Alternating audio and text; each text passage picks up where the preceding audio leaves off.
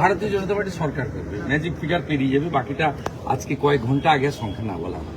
গোটা দেশ এসে দেখুক ডায়মন্ড হারবার মডেল কি, ডায়মন্ড হারবার কি দেশের বাইরে? নামা ভাই একটু সবাই মুখে ঢুকিয়ে এবং জনগণ এই দম্ভ ভেঙে দিয়েছে ইভিএমে। কালকে সেই দম্ভ ভেঙে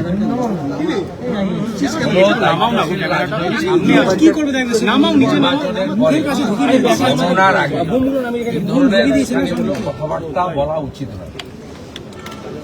আসল কথা, সংগ্রাম বা লড়াইয়ের মধ্য দিয়ে আসেনি বা উত্থান হয়নি, যারা সংগ্রাম বা উত্থান পতনের কোনো সাক্ষী ছিল না, সবসময় যারা মানে রাজনীতির রাজভোগ খেয়ে এসেছে, তারাই এই ধরনের ঔদ্ধত্য প্রকাশ করতে পারে। আমরা বাম জমানা দেখেছি, সে লড়াইও করেছি, বামকে হারিয়েছি। তৃণমূলের জমানাও দেখেছি, গত 6 বছর আমরা লড়াই করেছি, আবার সেই লড়াইও দেখেছি, নির্বাচন হয়েছে।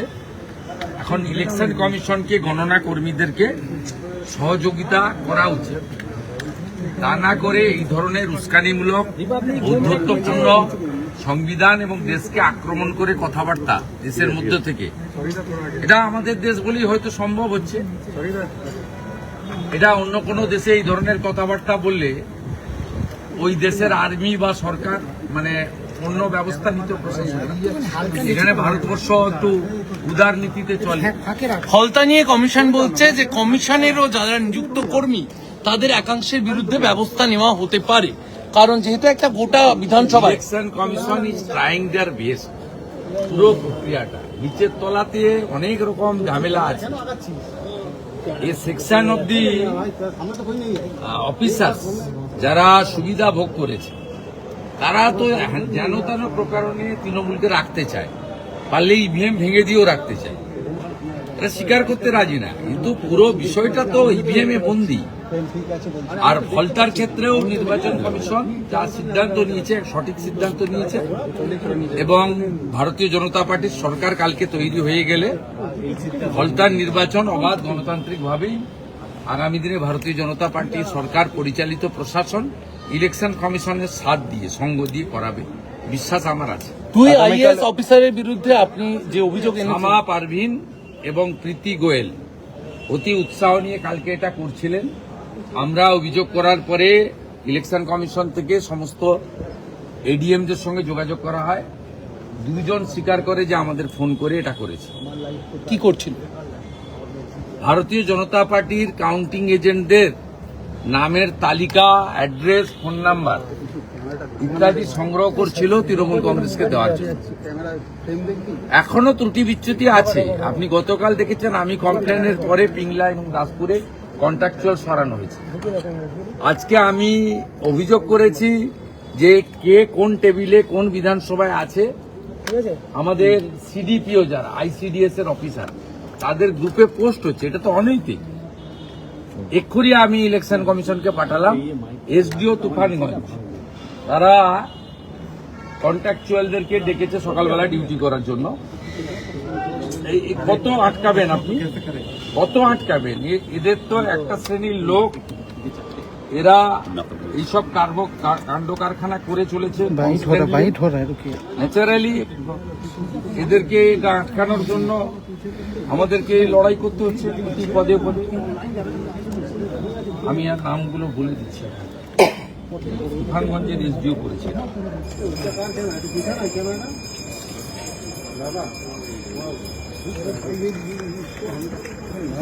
এই যে কন্ট্রাকচুয়াল দেখুন, 2 জনকে দিয়েছে, যে permanent staff Bijan De UDC, মামসি Chakraborty LDC, Mitali Chakraborty group D.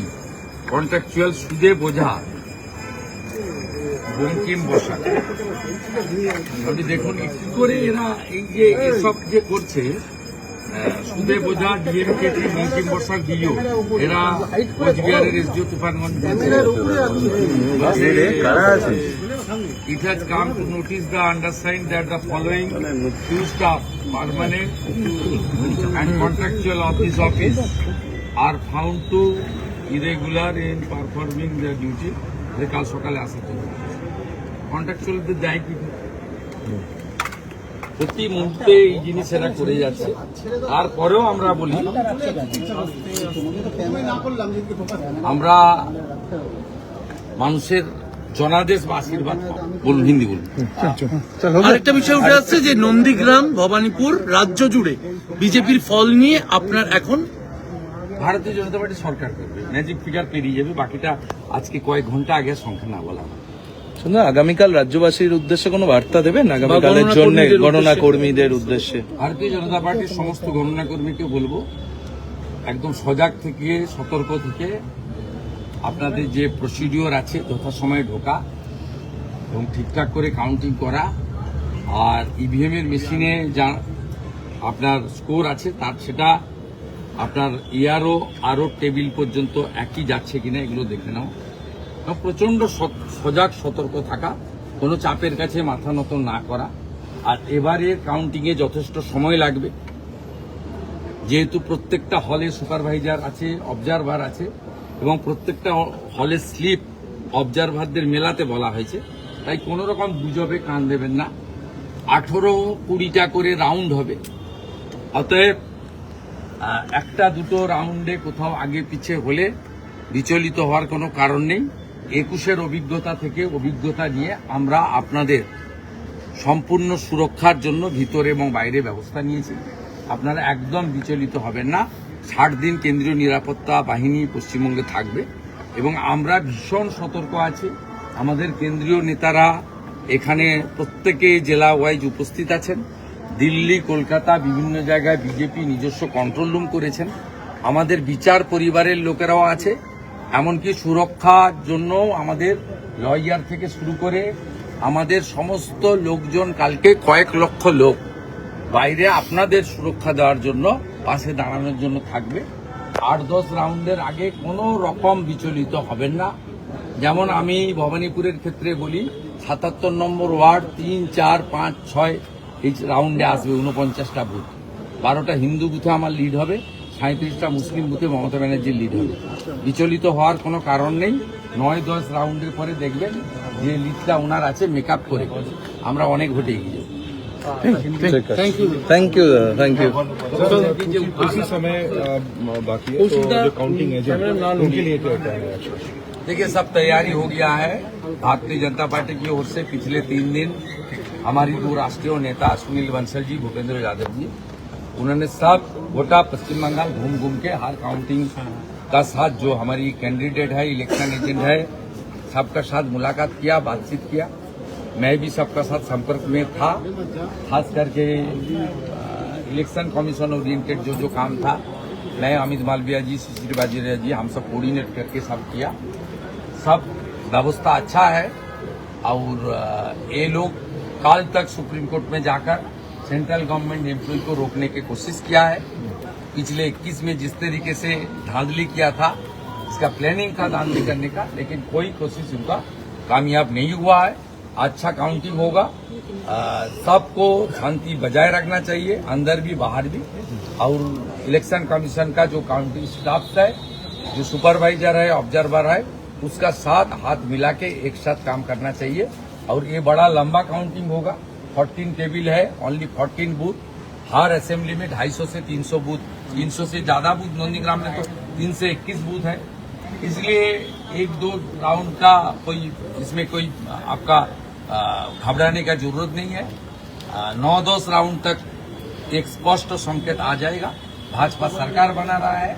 आप अच्छा तरीके से इतना दिन तक मेहनत किया, 6 महीना, 8 महीना, 1 साल, 5 साल तक कोई हमारी वर्कर ने मेहनत किया दल को खड़ा करने के लिए, परिवर्तन लाने के लिए।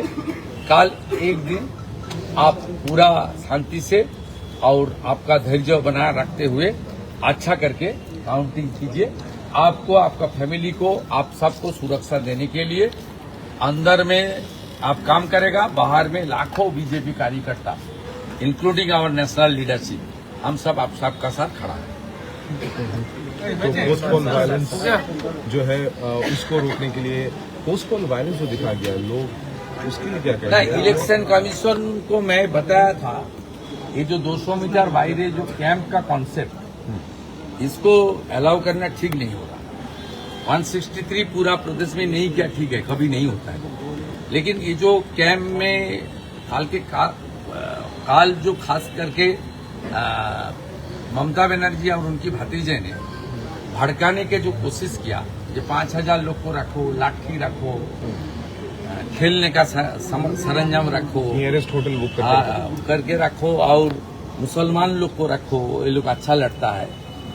मेरा पूरा उम्मीद है ममता बनर्जी के चक्कर में जैसे SIR में मुस्लिम लोग नहीं आया, चुनाव में ज्यादातर छोटा छोटा कुछ हुआ, बांग्लादेशी का नारा, लेकिन बड़ा कुछ नहीं हुआ।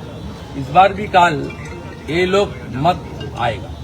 पिछले जो किया था उसको उनको भुगतना भी पड़ा।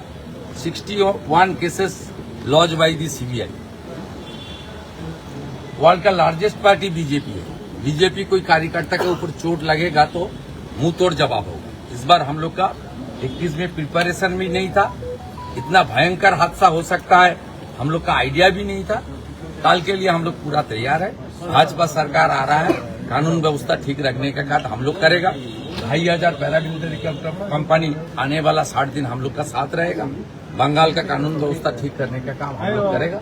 और बंगाल नया सरकार बंगाल को मिल रहा है, वो विकास तरक्की की काम करेगा। ভালো ভালো খবর দেখতে সাবস্ক্রাইব করুন বাংলা হান্টের ইউটিউব চ্যানেল। বাংলা হান্টের আরো খবর দেখতে নজর রাখুন। বাংলা খবর মানেই বাংলা হান্ট।